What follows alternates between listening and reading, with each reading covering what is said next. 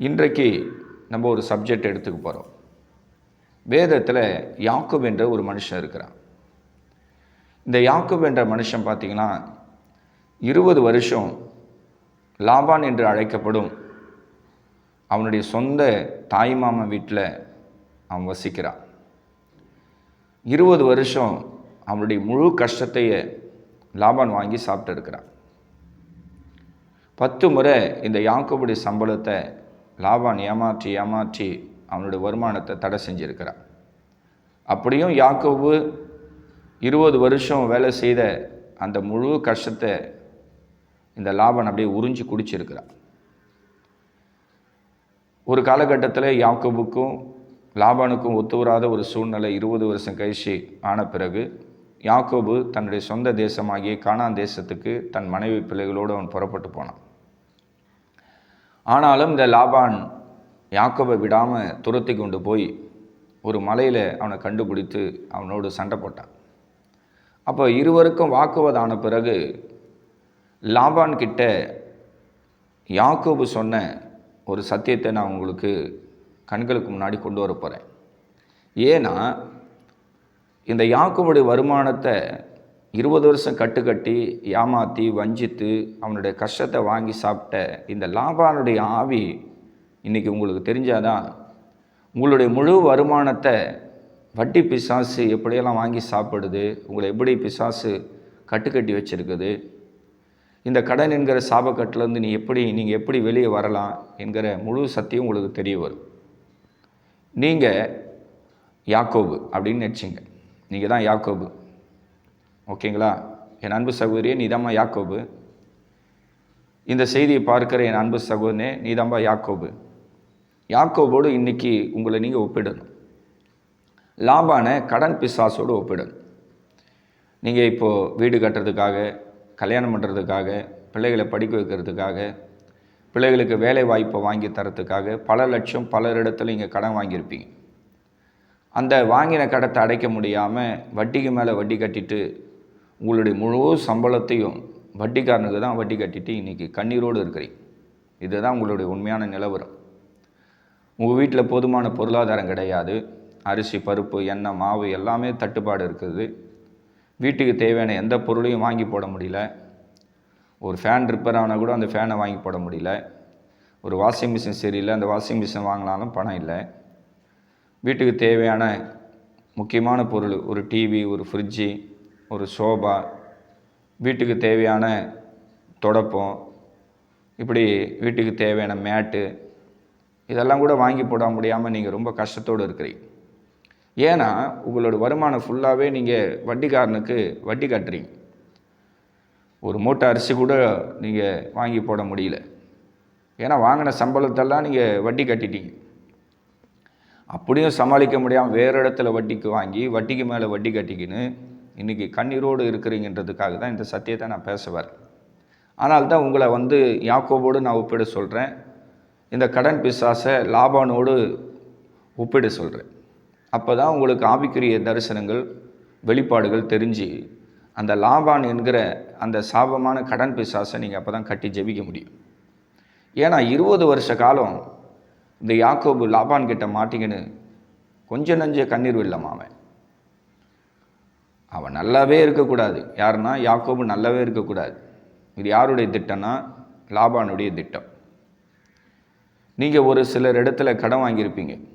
பல வருஷம் நீங்கள் வட்டி கட்டுவீங்களா கண்டி அசலை கொடுக்கவே முடியாது. உண்மையாக பொய்யுங்களா? என் அன்பு சகோதரியை சொல்லுமா, உண்மையாக பொய்யா? தெரிஞ்சோ தெரியாமலோ உன்னுடைய குடும்ப கஷ்டத்துக்காக, உனக்கு ஏற்பட்ட பொருளாதார நெருக்கடிக்காக வட்டிக்காரங்கிட்ட வட்டிக்கு வாங்கிட்ட. இந்த தேவ செய்தியை தொழில் செய்கிறவங்க பார்க்கக்கூடியவர்களாக இருப்பீர்களானால் நீங்கள் கூட உங்களோட தொழில் நிமித்தமாக வட்டிக்காரங்கிட்ட நீங்கள் வட்டிக்கு பணத்தை வாங்கிட்டு இருப்பீங்க. அந்த அசலை உங்களால் கொடுக்க முடியுதுங்களா? சொல்லுங்கள். கொடுக்கவே முடியாது.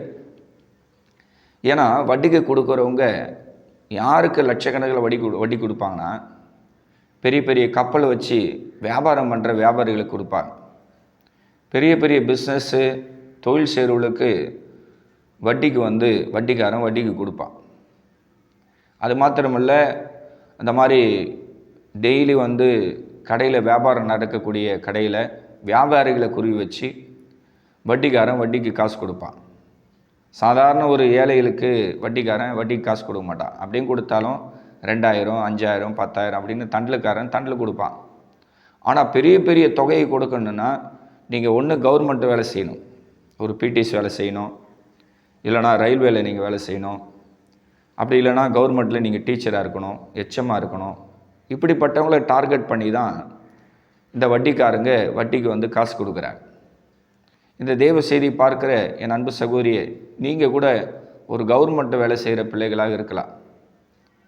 இந்த வார்த்தையை கேட்டுக்கொண்டு இருக்கிற அன்பு சகோதரனே, நீ கூட நல்ல ஒரு உயர்ந்த இடத்துல வேலை செய்யக்கூடிய ஒரு நபராக இருப்பப்பா. இப்போது வட்டிக்கு வாங்கிட்டு உன்னால் அசலை கட்ட முடியுதா? கட்ட முடியாது. அந்த வட்டிக்காரங்கிட்ட எவ்வளோ கெஞ்சி கேட்டுப்பட்டேன், அசலுக்கு மேலே நான் இவ்வளோ வட்டி கட்டியிருக்கிறேன், கொஞ்சம் தயவு செய்து நீங்கள் அசலை வாங்கிங்கன்னு சொல்லி கெஞ்சினா கூட அவன் ஒத்துக்க மாட்டான். ஏன்னா அவன் ருசி கண்டுடுறான். நீங்கள் மாதம் மாதம் கட்டுக்கட்டாக வட்டி கொடுத்ததால் அவன் ருசி கண்டுறான். அவன் வட்டிக்கு லட்சக்கணக்கில் உங்களுக்கு கொடுக்கும்போதே நீங்கள் கவர்மெண்ட்டு வேலை செய்கிறீங்க, உங்களுக்கு வருமானம் இருக்குது, உங்கள் வருமானத்தை ஃபுல்லாக அப்படி திருப்பணுன்றதுக்காக தான் அந்த வட்டிக்காரன் உங்களை டார்கெட் பண்ணி அவன் கடனை கொடுத்துருக்குறான். ஸோ அதிலேருந்து உங்களால் மீள முடியாது. எப்படி யாக்கோபு 20 வருஷம் லாபான் கையிலிருந்து எப்படி மீள முடியாமல் கட்டப்பட்டு இருந்தானோ, அதுபோல் உங்கள் வாழ்க்கை கூட ஒரு சிறையிருப்பில், ஒரு அடிமைத்தனத்தில், அந்த கடன் என்கிற பிசாசு கட்டில் உங்கள் வாழ்க்கை இருக்கலாம். இந்த யாக்கோபை லாபான் கையிலிருந்து விடுவித்த தேவன் இன்றைக்கு கடன் என்கிற சாபக்கட்டிலிருந்து என் அன்பு சகோதரியே, ஏசப்பா உனக்கு ஒரு விடுதலை வாங்கி தரப்போறாருமா. வெகு வருஷமாக நீ அழுதுன்னு இருக்கிற, என்னுடைய கடன் சாபக்கட்டு மாறலையே, என் வருமானத்தெல்லாம் வட்டி கட்டின்னு இருக்கிறனே, அசலுக்கு மேலே வட்டி கட்டிட்டேன், இன்றைக்கி என் வீட்டுக்கு தேவையான அரிசி இல்லை, பருப்பு இல்லை, எண்ணெய் இல்லை, மாவு இல்லை, காய்கறி இல்லை, வீட்டுடைய கரண்ட் பில் கட்ட காசு இல்லை, பிள்ளைகளுக்கு துணிமணி எடுத்து போட காசு இல்லை, ஒரு நல்ல நாள் வருது, எனக்கு, என்னுடைய குடும்பத்துக்கு, என்னோடய அப்பா அம்மாவுக்கு, எங்கள் அக்கா தங்கச்சிக்கு யாருக்குமே என்னால் எதுவுமே செய்ய முடியலையே. ஏற்கனவே பலரிடத்தில் நான் நகை வாங்கி அந்த நகையை சேட்டுகளில் வச்சுட்டு, பேங்க்கில் வச்சுட்டு, அதையும் கொண்டு போய் வட்டிக்காரனுக்கு வட்டி கட்டிட்டேன், என் சம்பளம் ஃபுல்லாக வட்டி கட்டுறேன், என் பிள்ளைங்களோட சம்பளம், எங்கள் வீட்டுக்கார சம்பளம், மொத்தம் எங்கள் வீட்டோடைய முழு வருமானத்தையும் வட்டி வட்டி வட்டி வட்டின்னு சொல்லி வட்டி கட்டின உட்காந்துக்கிறேன்னு சொல்லி இப்போ நீங்கள் கண்ணீர் விட்டு கதறி கொண்டு இருக்கலாம். உங்களுடைய உடஞ்சி போன இருதயத்தை அப்பா பார்க்குறேன். நீங்கள் எப்படி உடஞ்சி போயிருக்கிறீங்க, நொறுங்கி போயிருக்கிறீங்க, கடன் சுமையினால் எவ்வளோ நீங்கள் கண்ணீர் விட்டுன்னு இருக்கிறீங்கன்னு சொல்லி பரலோகத்திலிருந்து ஆண்டவர் உங்களை பார்த்து கொண்டே இருக்கிறார். இப்படி தான் 20 வருஷம் இந்த யாக்கோபு என்ற மனுஷன் லாபான் கிட்ட மாட்டிக்கின்னு சித்திரவதையை அனுபவித்தான். இந்த யாக்கோபும் லாபானும் ஒரு மலை மேலே சந்தித்து வாக்குவாதம் செய்யும்போது யாக்கோபு தன்னுடைய நீதியை அநியாயக்காரனாக இருக்கக்கூடிய லாபான் கிட்ட விவரிக்கிறான். அந்த கண்ணீர் கதையை உங்களுக்கு வசனத்தோடு நான் காட்ட போகிறேன். ஆதியாகம புஸ்தகம் 31ஆம் அதிகாரம் 38வது வசனத்தை நம்ம வாசிக்கலாம். ஓகேங்களா? இந்த 20 வருஷ காலமாய் நான் உம்மிடத்தில் இருந்தேன். எத்தனை வருஷம் இருந்தாராம் யாக்கோபு? 20 வருஷம் இருந்தாராம். யார் வீட்டில்? லாபான் என்று சொல்லப்பட்ட அவனுடைய சொந்த தாய் மாமன், மறுபக்கம் அவன் மாமனார். மருமகன் நல்லா பிழைக்கவே கூடாதுன்னு சொல்லி 20 வருஷம் இந்த லாபான் யாக்கோபை கட்டுக்கட்டி வச்சிருக்கிறான். இதை யாக்கோபே அந்த மலை மேலே சொல்கிறான், இந்த 20 வருஷ காலம் உம்மிடத்தில் நான் இருந்தேன், உம்முடைய செம்மறி ஆடுகளும் வெள்ளாடுகளும் சினை அடியவில்லை, உம்முடைய மந்தையின் கடாக்களை நான் தின்னல, பீருண்டதை நான் உம்மிடத்தில் கொண்டு வராமல் அதற்காக நான் உத்தரவாதம் பண்ணினேன், பகலில் களவு போனதையும் இரவில் களவு போனதையும் என் கையில் கேட்டு வாங்கினீர். அடுத்தது 40வது வசனம் பாருங்கள். பகலிலே வெயிலும் இரவிலே குளிரும் என்னை பட்சித்தது, நித்திரை என் கண்களுக்கு தூரமாக இருந்தது, இவ்விதமாய் நான் பாடுபட்டேன். இந்த 20 வருஷ காலம் உம்முடைய வீட்டில் இருந்தேன். 14 வருஷம் உம்முடைய 2 குமார்த்திகளுக்காகவும் 6 வருஷம் உம்முடைய மந்தைக்காகவும் உம்மிடத்தில் சேவித்தேன். 10 முறை என் சம்பளத்தை மாற்றினீர். அடுத்தது 42ஆம் வசனத்தில் யாக்கோபு ரொம்ப மன உருக்கமாக சொல்கிற ஒரு விஷயத்தை கவனிங்க. அதாவது ஃபஸ்ட்டு இந்த யாக்கோபு லாபான் கிட்ட சொல்கிறான், நான் 20 வருஷம் உங்கள் வீட்டில் இருந்தேன். உங்கள் 2 பிள்ளைகளுக்காக, உங்கள் 2 பெண் பிள்ளைகளுக்காக, ராகேல் லேயாளுக்காக 14 வருஷம் வேலை செஞ்சேன். உங்களுடைய மந்தைக்காக 6 வருஷம் வேலை செஞ்சேன். பகலில் வெயில், இரவில் குளிர், எனக்கு நித்திரை கிடையாது. இந்த வெயிலும் பனியும் என்னை பட்சித்தது.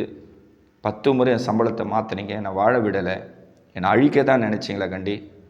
நான் வளரவே கூடாதுன்னு சொல்லி என்னை அப்படியே மட்டுப்படுத்தான் வச்சிங்களா கண்டி? நான் ஆசீர்வாதம் இருக்கணும்னு சொல்லி நீங்கள் நினைக்கவே இல்லைன்னு சொல்லி யாக்கோபு லாபான்கிட்ட தன்னுடைய நீதியை சொல்கிறான். அதன் பிறகு இந்த 42வது வசனத்தை ரொம்ப கவனமாக பாருங்கள்.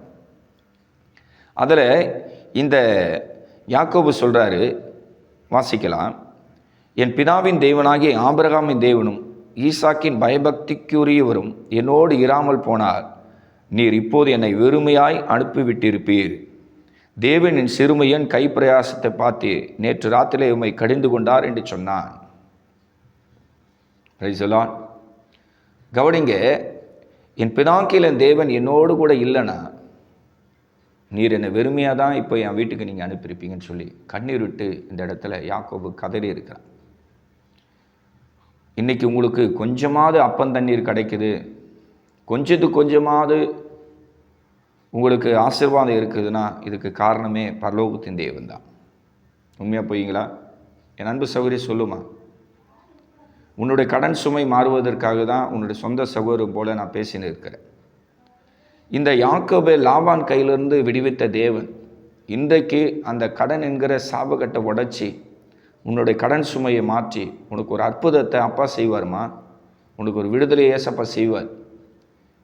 நீயே பாரு, இந்த வேத வசனத்தில் 20 வருஷம் இந்த யாக்கோபுடைய உழைப்பை அப்படியே லாபான் வாங்கி சாப்பிட்றான். இதுதான் உன்னுடைய வாழ்க்கையில் நடந்த உண்மையான சம்பவம். எத்தனை வருஷம் நீ வட்டி கட்டுறமா? சொந்தமாக தொழில் செய்கிறவங்களை பார்த்து நான் கேட்குறேன், நீங்கள் பல வருஷம் உங்கள் வருமானத்தெல்லாம் வட்டிக்காரனுக்கு தான் வட்டி கட்டியிருப்பீங்க. நீங்கள் கொடுத்த வட்டி பணத்தை வச்சுக்கின்னு அவன் 4 அடுக்கு மாடி கட்டிக்கின்னு காரு பங்களாவோட சந்தோஷமாக இருப்பான். அவன் ஏன் வியாபாரிகளுக்கு கடன் தரானா? நல்லா கவனிங்க, வியாபாரிகளுக்கு ஏன் கடன் தரானா? அவனுக்கு வருமானம் வரணும். நீங்கள் தான் அவனுக்கு கிடைச்ச உண்மையான ஒரு விஷயம். அதாவது என்னன்னு பார்த்தீங்கன்னா, உங்களை வச்சு தான் அவன் காய் நகர்த்துவான்.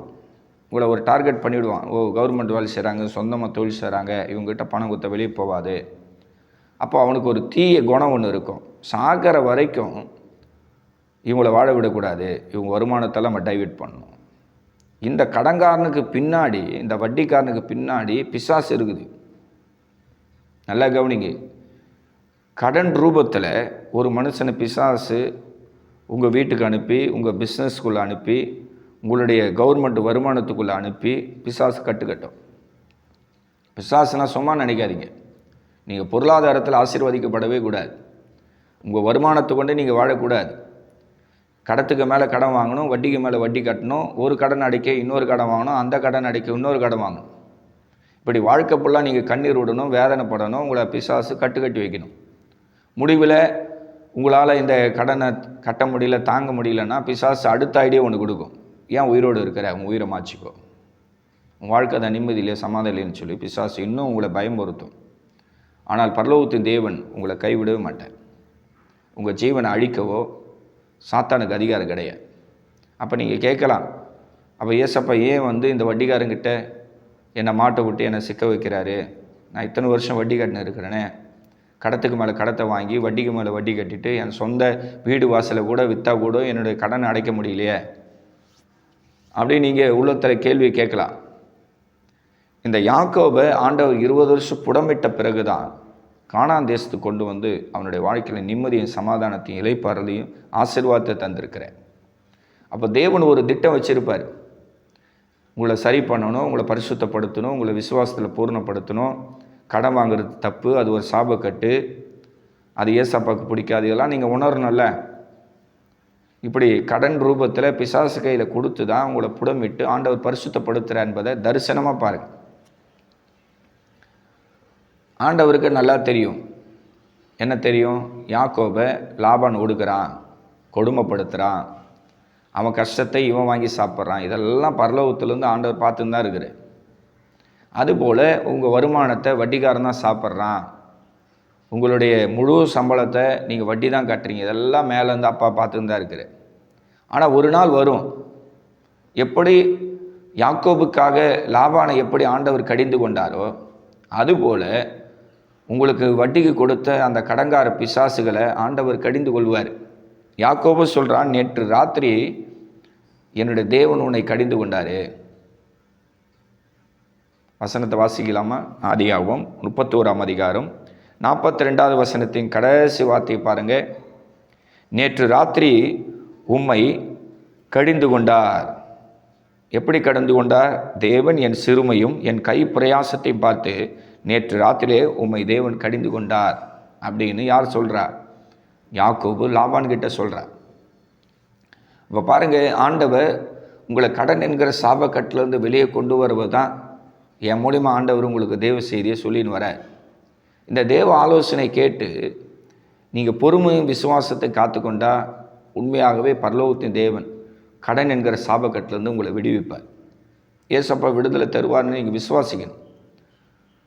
வட்டியும் அசலமும் நான் கட்டி முடிப்பேன், ஏசப்பா என்னோடு இருக்கிறார், என்னை கைவிட மாட்டார், யாக்கோபின் தேவன் என்னோடு இருக்கிறாரு, அவர் என்னுடைய உயர்ந்த அடைக்கலம் அப்படின்னு நீங்கள் விசுவாசத்தை காத்து கொள்ளணும்.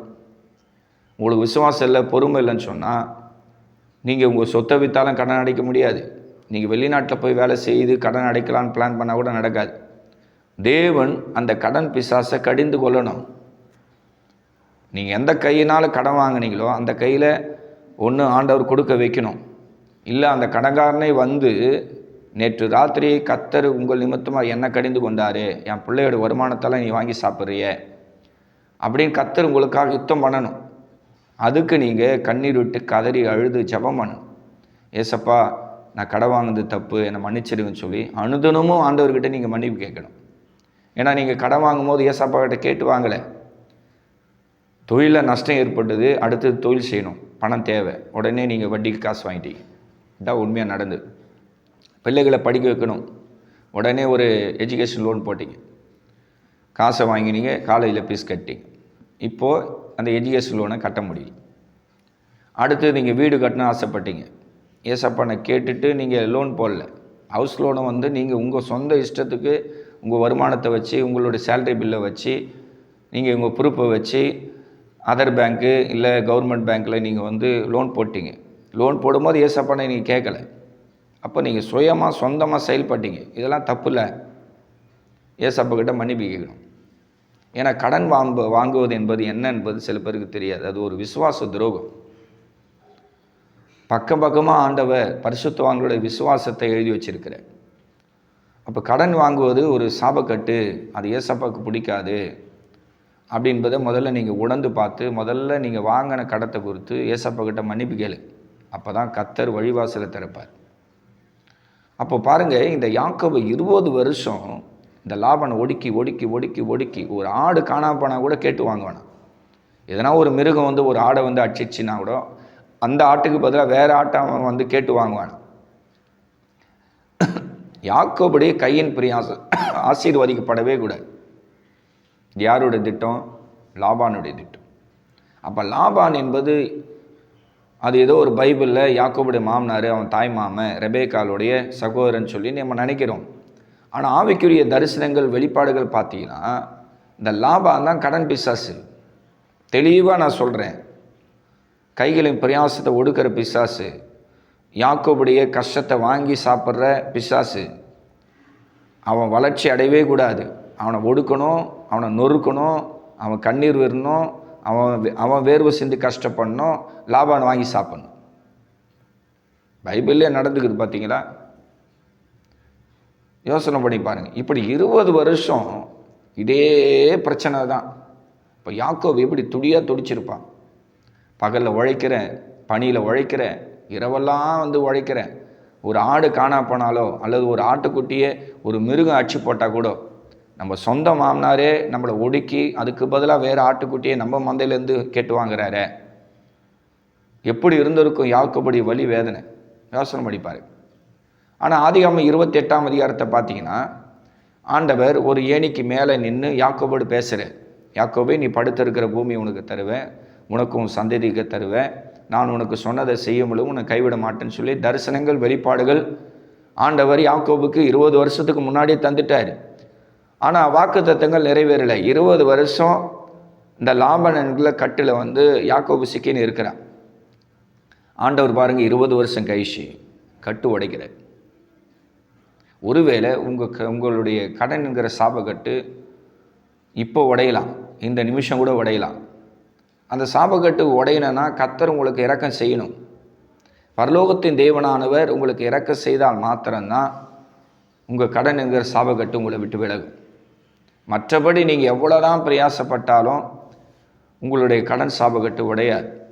நீங்கள் அந்த அளவுக்கு உங்களை தாழ்த்தி கெஞ்சி உங்களை சுத்திகரித்து கொண்டு பாவ மன்னிப்பை கேட்டு, ஏசப்பா நான் விசுவாச துரோகம் பண்ணிட்டேன், நான் வாங்கினேன் ஆண்டவரே கடனை எனக்கு மன்னிங்க அப்படின்னு ஆண்டவர்கிட்ட பாவ மன்னிப்பை நீங்கள் கேட்கணும்.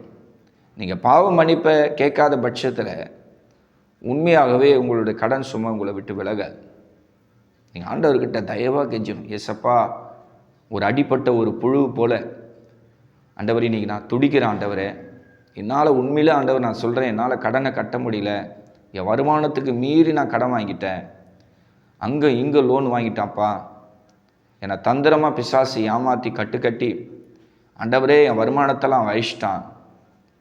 யாக்கோபு எப்படி 20 வருஷம் லாபான் வீட்டில் எப்படி கட்டப்பட்டு இருந்தானோ, எப்படி புழுவாக துடிச்சானோ, யாக்கோபுடைய முழு வருமானத்தை லாபான் எப்படி வாங்கி சாப்பிட்டானோ, அதே போல் ஏசப்பா என்னோடய வருமானத்தை ஃபுல்லாக வட்டிக்காரன் தான் வாங்கி சாப்பிட்றான்னு சொல்லி கதறி ஜெபிங்க. நறுங்குண்டதும் நொறுங்குண்டதுமான இருதயத்தை கர்த்தர் ஒருபோதும் புறக்கணிக்க மாட்டார். ஏசப்பா உங்களை கைவிட மாட்டாருமா, உங்களை குற்றவாளின்னு சொல்ல மாட்டார். இப்போ கூட நான் யூடியூப்பில் உங்களுக்கு என்ன சொல்லி கொடுக்குறேன், நீங்கள் கடன் வாங்கிட்டீங்க, ஒரு பெரிய கொலை குத்தம் பண்ணிட்டீங்க, பெரிய ஒரு கொலை குத்தத்தை பண்ணிட்டீங்க, பெரிய குற்றவாளி அப்படின்லாம் நான் சொல்ல வரலைங்க. நம்ம ஏசப்பாவுக்கு பிரியமில்லாத கடத்தை வாங்கிட்டோம், அவர்கிட்ட கேட்கலை. இப்போ கடன் வாங்கிட்டு நம்ம அழுகிறோம். கடன் வாங்கிறதுக்கு முன்னாடி நம்ம அவர்கிட்ட கேட்டோமா, அதை மாத்திரம்தான் உங்களுக்கு உணர்த்தி தரேன். ஏன்னா நீங்களே இப்போ நொந்து போயிருக்கிறீங்க. உங்களுக்கு வருமானம் இல்லை, பிஸ்னஸில் லாஸு, சொந்த வீட்டை கூட விற்கலான்னு நினச்சா கூட சொந்த வீடை விற்க முடியல, சொந்தமாக லேண்ட் இருக்குது அதை விற்றுட்டு கடன் அடைக்கலான்னா அதில் ஒரு கட்டு இருக்குது, அதில் ஒரு பிரச்சனை இருக்குது. லைவாக உங்கள் வீட்டுக்கு பார்த்தது போல் ஆவியானவர் எனக்கு தரிசனமாக காட்டுற உங்களுடைய கஷ்டத்தை. ஆனால் ஏற்கனவே நீங்கள் இப்போ புண்பட்டுருக்குதால் நானும் எதனா வார்த்தை சொல்லி உங்களுக்கு இன்னும் பாரத்துக்கு மேலே பாரம், கஷ்டத்துக்கு மேலே கஷ்டம் வரக்கூடாது. ஏன்னா என்ன எதுக்காக ஆண்டவர் நியமிச்சிருக்கிறான்னா, ஒரு நல்ல சமாரியன் போல் உங்கள் காயங்களை கட்டுவதற்காக கர்த்தரை நியமித்து வச்சிருக்கிறார். என் அன்பு சகோதரியே, உன் இறுதி அப்படியே புண்ணாக இருக்குதுமா, வட்டி மேலே வட்டி கட்டிக்கின்னு வருமானத்தெல்லாம் வட்டிக்காரனு கட்டின்னு இன்றைக்கி கஞ்சி குடிக்க கூட காசு இல்லாமல், கையில் காசு இல்லாமல், பால் பாயிட்டு வாங்க காசு இல்லாமல், அரிசி பருப்பு வாங்க காசு இல்லாமல், எந்த நல்லது கெட்டதுக்கும் உன்னால் போக முடியாமல் அப்படியே லாக் ஆகிட்டு இருக்கு. எப்படி யாக்கோபை விட்டு லாபானை கர்த்தர் எப்படி துரத்தினாரோ, இன்றைக்கு இந்த தேவ செய்தி மூலியமாக அந்த லாபான் என்கிற கடன் பிசாசை கர்த்தர் உனக்காக கடிந்து கொள்வார். நான் காண்பித்த இந்த வேத வசனத்தை அப்படியே கையை வச்சு இப்படி பைபிளை கையை வச்சு, ஏசப்பா எப்படி யாக்கோபுக்காக லாபானை நீங்கள் கடிந்து கொண்டீங்களோ, எனக்காக ஆண்டவரே இந்த ஒரு விசை என் பாவத்தை மன்னித்து, நான் வாங்கின கடத்தை மன்னித்து, அந்த கடன் என்கிற பிசாசை நீங்கள் கட்டி போடணும். அது மேலே எனக்கு ஒரு ஜெயம் தரணும், எனக்கு அது மேலே ஒரு அபிஷேகத்தை தரணும்.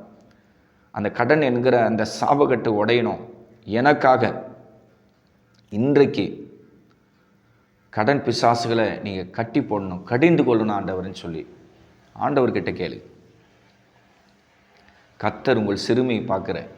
யாக்கோபு சொல்கிறான், தேவன் என் சிறுமையும் என் கை பிரயாசத்தை பார்த்து நேற்று ராத்திரிலே உம்மை கடிந்து கொண்டார் என்று சொன்னான். இது தாங்க லாபான் பயந்து அவனோட சொந்த தேசத்துக்கு அவன் ஓடுறதுக்கு முக்கியமான காரணம். இல்லைனா லேசில் விட்டுருக்க மாட்டான். அவன் சொல்கிறான், உன்னை சாகடிக்கிறதுக்கு எனக்கு பவர் இருக்குது தெரியுமா அப்படின்னு லாபான் யாக்கோபுகிட்ட சவாலிட்டான். தெரியுமா உங்களுக்கு? வசனம் அப்படியே தெளிவாக இருக்குது. உன்னை சாவடிக்க, உன்னை கொண்டு போட என்கிட்ட வல்லமை இருக்குது, உனக்கு பொல்லாப்பு செய்ய என்னால் முடியும் அப்படின்னு இந்த லாபான் யாக்கோபை சவாலிட்டான். வாசிக்கலாமா? ஆதியாகமம் 31 அதிகாரம் 29 வசனம். உங்களுக்கு பொல்லாப்பு செய்ய எனக்கு வல்லமை உண்டு, ஆகிலும் உங்கள் தகப்பனாகிய தேவன் நீ யாக்கோபோடு நன்மையை அன்றி தீமையும் ஒன்றும் செய்யாதபடி எச்சரிக்கையாக இரு என்று நேற்று ராத்திரியில் என்னோடு சொன்னார். பார்த்தீங்களா? ஆண்டவர் பேசுகிற பார்த்தீங்களா? இப்போ கூட உங்களுக்காக நீங்கள் எங்கெங்கே கடன் வாங்கியிருக்கீங்க அந்த கடன்காரங்கிட்ட ஆண்டவர் பேச ஆரம்பிப்பார். என் மகனை, என் பொண்ணை, என் பிள்ளைய நீ கட்டி வச்சிருக்கிறியா? வட்டிக்கு கொடுத்துட்டு அவங்க வருமானத்தெல்லாம் நீ பிடுங்கி சாப்பிட்றியா? உன்னை கடிந்து கொள்வேன். ஒன்று என் பொண்ணை விட்டு என் பையனை விட்டு விலகி ஓடிடு, உன் ஜீவன் தப்புன்னு சொல்லி கர்த்தர் உங்களுக்காக யுத்தம் பண்ணுவேன். விசுவாசிக்கிறீங்களா? இந்த முழு சரித்திரத்தை பாருங்கள். கொஞ்ச நஞ்ச கொடுமைகளை இந்த யாக்கோபு 20 வருஷம் லாபான் வீட்டில் அனுபவிக்கலைங்க. 10 முறை சம்பளத்தை மாற்றி மாற்றி மாற்றி மாற்றி அவனை வேதனைப்படுத்தினான். ஏற்கனவே சொன்ன ஒரு ஆட்டுக்குட்டி காணாமல் போனாலோ அல்லது ஒரு ஆட்டுக்குட்டியை ஒரு மிருகம் அடித்து கொண்டுட்டாலோ அதுக்கு பதிலாக வேறு ஆட்டுக்குட்டி கேட்டு வாங்குவான். எந்த விதத்திலையும் இவன் வளர்ச்சி அடையவே கூடாது, இவனுடைய பொருளாதாரம் எந்த விதத்தில் பெருகக்கூடாது, அப்படியே இவனை மட்டுப்படுத்தி இவனை அழிக்கிறது, இவனை துன்புறுத்துறது, இப்படி தான் 20 வருஷம் ஓடு. ஆண்டவர் பாருங்கள், ஒரு நாள் கட்டு உடைக்கிறேன். ஆண்டவர் யாக்கோபுக்கு இரக்கம் செய்கிறார். லாபான் உனக்கு செய்ததெல்லாம் நான் அறிவேன் அப்படின்னு ஆண்டவர் தெளிவாக இந்த யாக்கோபுக்கிட்ட ஆண்டவர் சொல்லியிருக்கிற அந்த வசனத்தை உங்களுக்கு காட்ட போகிறேன். ஆதியாகமம் 31 அதிகாரம் 12வது வசனத்தை நம்ம வாசிக்கலாம். 12வது வசனத்தின் கடைசி வார்த்தையை நான் ஸ்க்ரீனில் போட்டு காட்டுறேன், கவனிங்க. லாபான் உனக்கு செய்கிற யாவையும் கண்டே. கவனிச்சிங்களா? லாபான் உனக்கு என்ன செய்கிறான், உன்னை என்ன கொடுமைப்படுத்துகிறான், உன்னை எப்படி சிறுமைப்படுத்துகிறான், உன்னை எப்படி வேதனைப்படுத்தினான், 10 முறை சம்பளத்தை எப்படி மாற்றினான், உன்னுடைய மந்தை அழிக்கணும், வருமானத்தை அழிக்கணும், உன் பொருளாதாரத்தை எல்லாமே உன்னுடைய சதி திட்டங்களை எனக்கு தெரியும் யாக்கோபே அப்படின்னு ஆண்டவர் பட்சமாக இந்த யாக்கோபுக்கு தரிசனமாய் பேசுகிறார்.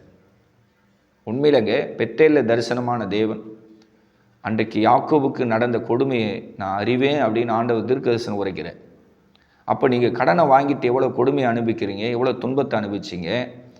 நீங்கள் வட்டியை கட்ட முடியாமல் அந்த கடன்காரன் கேட்ட தூஷணமான கெட்ட வார்த்தைகளை நீங்கள் கேட்டு எப்படி அன்றைக்கி நைட்டு அழுதிங்க, சாப்பிட முடியாமல் தூங்க முடியாமல் நீங்கள் எவ்வளோ கஷ்டப்படுறீங்க, உங்கள் வருமானத்தெல்லாம் வட்டி கட்டிட்டு நீங்கள் எவ்வளோ துன்பத்தை அனுபவிக்கிறேன்னு சொல்லி பரலோகத்தில் இருக்கிற தேவன் அறிந்தவராக இருக்கிறார். 20 வருஷ சாபக்கட்டை உடைச்சி யாக்கோபு ஆசீர்வதித்த தேவன் உங்களோட ஆசீர்வதிப்பார். உங்கள் வருமானம் பெருகும், நீங்கள் சந்தோஷமாக இருப்பீங்க, நல்லா இருப்பீங்க. உங்களுக்கு நல்ல ஆண்டவர் வருமானத்தை தருவார், நல்ல ஆகாரத்தை தருவார், நல்ல துணிமணி தருவார், நல்ல வீடு வாசலை கட்டிக்கின்னு பிள்ளைகளுக்கு கல்யாண காட்சியெல்லாம் பண்ணி பேர குழந்தைங்க பேத்தியெல்லாம் பார்த்து நல்ல நரவயது வரைக்கும் இந்த பூமியில் சந்தோஷமாக இருப்பீங்க. ஏசப்பா கைவிட்டுருவார், அவ்வளோதான், என் வாழ்க்கை முடிஞ்சிடும், என் ஜீவனை நானே அழிச்சும் போல் எனக்கு பயமாக இருக்குது, நடுக்கமாக இருக்குது, கடன் வாங்கிட்டேன், ரொம்ப திகிலாக இருக்குது, பயமாக இருக்குதுன்னு சொல்லி கவலைப்படாது. ஏசப்பா கட்டு உடைப்பார். நீங்கள் மன தைரியத்தை விடக்கூடாது, விசுவாசத்தை விடக்கூடாது, ஜபத்தை விடக்கூடாது. ஆண்டவர் ஒரு காலகட்டத்தை வைப்பார். வாங்க ஒரு காலம்னா கொடுக்க ஒரு காலங்குது இருக்குதுங்களா? பைபிளில் பிரசங்கி புஸ்தகத்தில் வாங்க ஒரு காலம், கொடுக்க ஒரு காலங்குது, நட ஒரு காலங்குது, பிடுங்க ஒரு காலங்குது. உண்மையாக போய்ங்களா? துக்கப்பட ஒரு காலம் உண்டு, சிரிக்க ஒரு காலம் உண்டு. கர்த்தர் காலங்களை மாற்றி அமைப்பார். ஆண்டவர் இன்றைக்கி உங்களை கட்டு உடைச்சி உங்கள் சிறுமையை மாற்றி உங்கள் துக்கத்தை மாற்றி உங்களை ஏசப்ப சந்தோஷப்படுத்துவார். கடனே இல்லாத ஒரு வாழ்க்கையை பரலோகத்தின் தேவன் உங்களுக்கு தருவார். விசுவாசமாக இருங்க, நம்பிக்கையோடு இருங்க. ஏசப்பா செய்வார். என்னோடய கடன் சாபக்கட்டு மாறும், என் பிரச்சனை மாறும், என் போராட்டம் மாறும், என் நிந்தை மாறும். இரவெல்லாம் இன்றைக்கி கூட நான் அழுது அழுது அழுது என் படுக்கையை நினச்சேன், என் தலைக்காணியெல்லாம் நனைஞ்சு போச்சு. இனி அழக்கூட எனக்கு கண்ணீர் இல்லை, எனக்கு உதவி செய்ய யாரும் இல்லை, நான் ஒரு அனாதை, நான் ஒரு திக்கற்றவன்.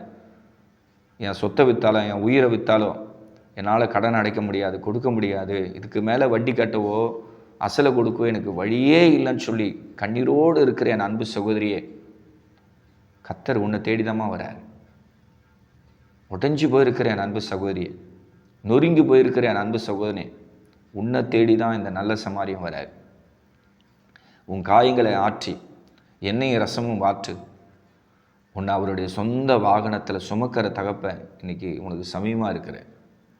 கவலைப்படாது, வாழ்க்கை மாறும். உங்கள் சுக வாழ்வு சீக்கிரமாக துளிர்க்கும். உங்களுடைய துக்கத்தை ஆண்டவர் சந்தோஷமாக மாற்றுவார். என் அன்பு சகோதரியே, நீ எதை விட்டாலும் விசுவாசத்தை விடாதம்மா. எதை விட்டாலும் நீ விசுவாசத்தை விடவே கூடாது. ஏசப்பா எனக்கு அற்புதம் செய்யுங்க, ஏசப்பா எனக்கு அதிசயம் செய்யுங்க, நான் வாங்குனது தப்பு தான், நான் வாங்குனது தப்பு தான் கதறி கதறி கதறி பாவ மன்னிப்பு கேட்டு நீங்கள் அந்த கடனை குறித்து நீங்கள் மன வருத்தப்படணும். ஆண்டவர் ஒரு வசனத்தை மத்திய எழுதின சுவிசேஷத்தில் வச்சுருக்கிறாரு. அது என்ன பார்த்தீங்கன்னா, எங்கள் கடனாளிகளுக்கு நாங்கள் மன்னிக்கிறது போல எங்கள் கடன்களை எங்களுக்கு மன்னியும் அப்படின்னு ஆண்டவர் பாவ மன்னிப்பை கேட்க சொன்னார். அதை சொல்லி நான் இந்த பிரசங்கத்தை நிறைவு செய்கிறேன். மத்திய எழுதின சுவிசேஷம் 6ஆம் அதிகாரம், இந்த 6ஆம் அதிகாரம் 12வது வசனத்தை கவனிங்க. எங்கள் கடனாளிகளுக்கு நாங்கள் மன்னிக்கிறது போல எங்கள் கடன்களை எங்களுக்கு மன்னியும். ஏன் ஏசப்பா இந்த ஜெபத்தை தன்னுடைய சீசருக்கு சொல்லி கொடுத்தாரு சொல்லுங்கள்? கடன் சுமையோடு கண்ணீரோடு வட்டிக்கு மேலே வட்டி கட்டிக்கணும் ரொம்ப துன்பத்தை அனுபவிக்கிற ஒவ்வொரு சகோதரிகளை பார்த்து, ஒவ்வொரு சகோதரர்களை பார்த்து நான் சொல்கிறேன், இந்த பரமண்டத்தில் இருக்கிற நல்ல பிதாவே என்கிற ஜெப குறிப்பில் ஏன் இந்த வார்த்தை வருது? கொஞ்சம் யோசனை பண்ணி பாருங்கள். அப்போ மனுஷனாக பிறந்தவன் கடன் வாங்குவான்னு அவருக்கே தெரியுது, ஆண்டவருக்கே தெரியுது. அந்த கடனை அவன் அடைக்க முடியாது, கொடுக்க முடியாது. அவன் கண்ணீர் விடுவான், வேதனைப்படுவான், அவனால் சாப்பிட முடியாது, அவன் பயத்தோடு நடுக்கத்தோடு துக்கத்தோடு இருப்பான்னு சொல்லி பரலோகத்தின் தேவனுக்கே நல்லா தெரியுது. அதனால தான் இயேசு கிறிஸ்து ஜெபம் பண்ண சொல்லி கொடுக்கும்போது தன்னுடைய சீசர்கிட்ட சொல்கிறாரு, நீங்கள் வாங்கின கடத்தை குறித்து மனசாப்பட்டு என்கிட்ட மன்னிப்பு கேளுங்க, உங்களுக்கு அதிசயம் காட்டுவேன் அப்படின்னு ஜெபத்தை வந்து சீசருக்கு சொல்லி கொடுத்தார். இப்போது இந்த யூடியூப் மூலியமாக உங்களுக்கு நான் சொல்லித்தரேன். நீங்கள் வாங்கின கடத்தை குறித்து அப்பா கிட்ட மன்னிப்பு கேளு.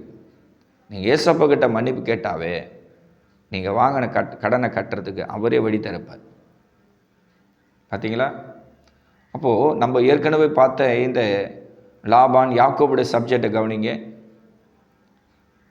இந்த யாக்கோபுடைய சிறையிருப்பை யார் மாற்றினது? பரலோகத்தின் தேவன் தான் மாற்றினார். அவன் வாழ்க்கை சூழ்நிலையை மாற்றினது யாருன்னா பரலோகத்தின் தேவன் தான். அப்படி இருக்கும்போது நீங்கள் கடன் சுமையினால் விடக்கூடிய ஒவ்வொரு சொட்டு கண்ணீரும் ஏசப்பா ரத்தமாக பார்க்குற.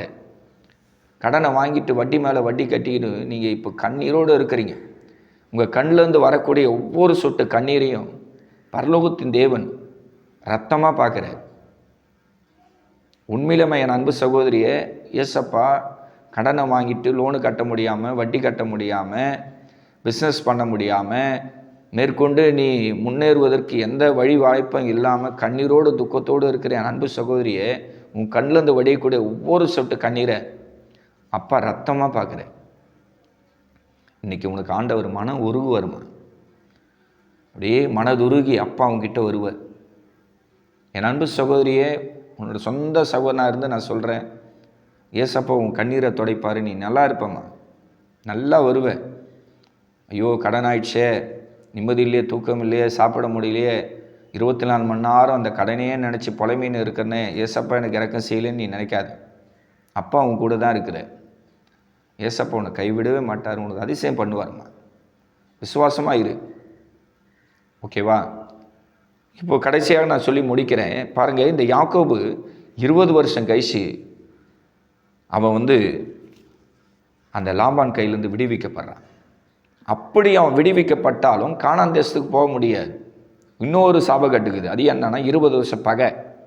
ஏசாய் என்கிற ஒரு மனுஷன் என்ன பண்ணுறான், சொந்த அண்ணன் இவனை 20 வருஷம் காயமாகாரமாக பாய்க்கிறான்.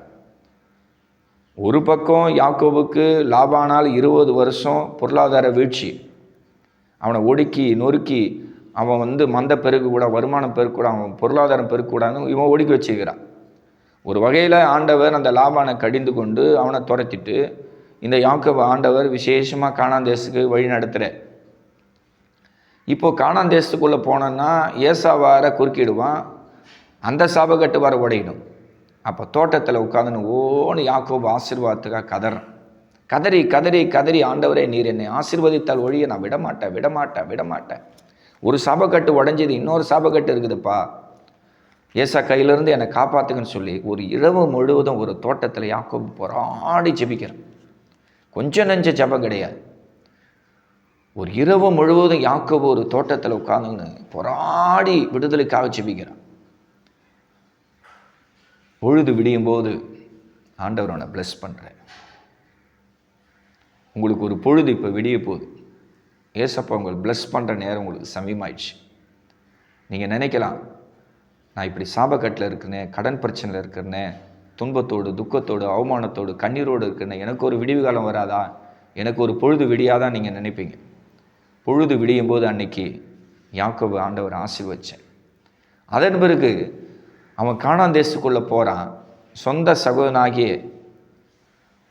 ஏசா யாக்கோபோடு ஒப்புராயிட்டான்.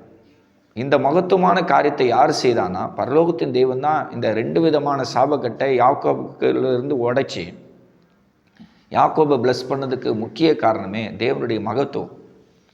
ஆண்டுடைய மகத்துவம், அவருடைய மகிமை, அவருடைய பிரசன்ஸ், அவருடைய கிருபை இன்னைக்கு உங்களுக்கு இறங்கி வந்தால் உங்களுக்கு கடனுங்கிற சாபக்கட்டம் உடையும், உங்கள் உடம்புல இருக்கிற வியாதி என்கிற சாபக்கட்டு உடையும், உங்கள் வீட்டுக்குள்ளே என்னென்ன சாபக்கட்டு இருந்தாலும் அந்த சாபக்கட்டெல்லாம் உடைஞ்சிடும்.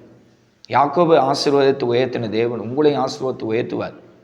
முடிவில் பாருங்கள், யாக்கோபு கானான் தேசத்துக்கு போய் தனக்கு ஒரு கூடாரத்தை போட்டான், வீடு கட்டினான், தன்னுடைய மிருக ஜீவனுக்கு கொட்டாரங்களை போட்டான் அப்படின்னு ஆதியாகமம் 33ஆம் அதிகாரம் 17வது வசனம், 18வது வசனம், 19வது வசனம், 20வது வசனத்தை குறித்து கொள்ளு.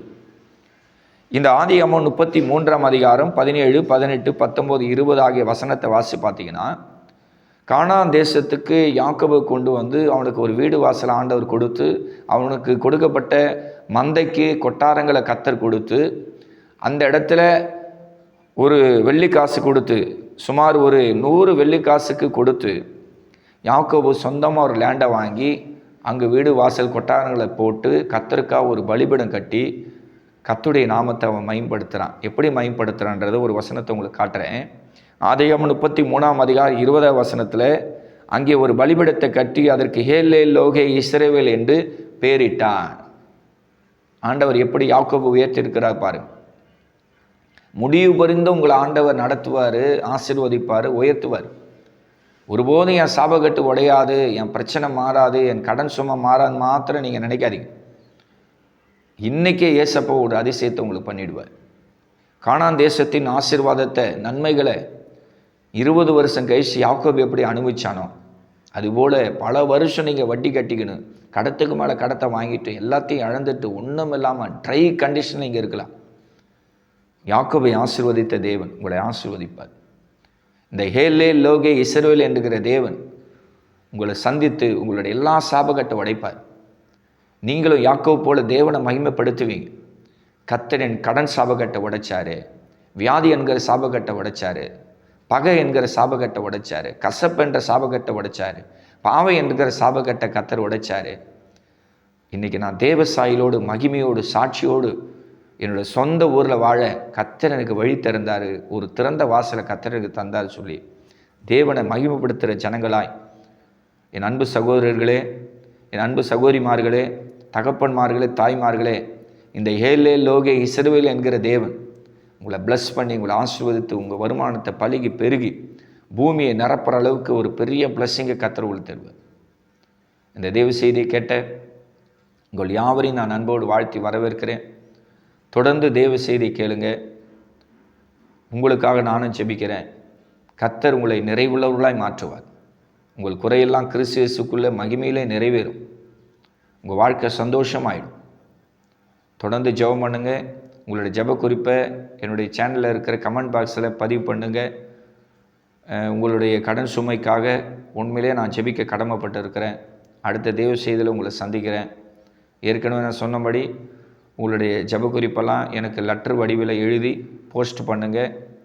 என்னோடய அட்ரஸை மறுபடியும் 2ஆம் விஷயம் நான் போடுறேன், நோட் பண்ணிங்க.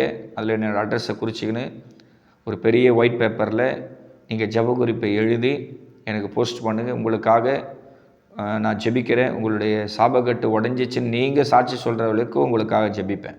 ஓகேங்களா? வாட்ஸ்அப்பில் தெரியப்படுத்துங்க, லெட்டர் மூலியம் தெரியப்படுத்துங்க, கமெண்ட் பாக்ஸில் தெரியப்படுத்துங்க அப்படின்னு சொல்லி இந்த சாட்சியை முடிக்கிற இந்த சத்தியத்தை நிறைவு செய்கிறேன். கர்த்தர் உங்களை ஆசீர்வதிப்பாராக. உங்கள் வாழ்க்கையும் சந்தோஷமாக இருக்கும். கானான் தேசத்தின் நன்மையை யாக்கோபுக்கு தந்த தேவன், ஏலே லோகே இஸ்ரவேல் என்கிற தேவன் உங்கள் வாழ்க்கையை சந்தோஷப்படுத்தி ஆவிக்குரிய கானானுக்கு கொண்டு போய் சேர்க்கிற நாள் வரைக்கும் கர்த்தர் உங்களோடு இருந்து பூமியில் உங்களை சந்தோஷப்படுத்தி பரலோகத்துக்கு கொண்டு போய் நித்திய மகிழ்ச்சியை கர்த்தர் உங்கள் தலைமையில் வைப்பார் என்ற விசுவாசத்தோடு இந்த சத்தியத்தை பிளெஸ்ஸிங்கோடு முடிக்கிறேன். கர்த்தர் உங்களை ஆசீர்வதிப்பாராக. ஆமென். God bless you.